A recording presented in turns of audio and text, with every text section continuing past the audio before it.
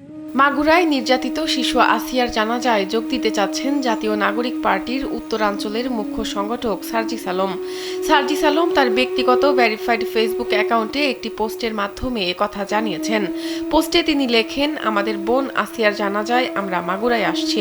নোমানী মাঠে সন্ধ্যা ৭টায় জানাজা অনুষ্ঠিত হবে। বৃহস্পতিবার দুপুর ১টায় ঢাকার সম্মিলিত সামরিক হাসপাতালে চিকিৎসাধীন অবস্থায় মৃত্যুবরণ করে আসিয়া। সকাল থেকে আসিয়া ৩বার কার্ডিয়াক অ্যারেস্টের শিকার হয়। প্রথম ২বার স্থিতিশীল করা গেলেও তৃতীয়বার তার হৃদস্পন্দন ফিরিয়ে আনা যায়নি।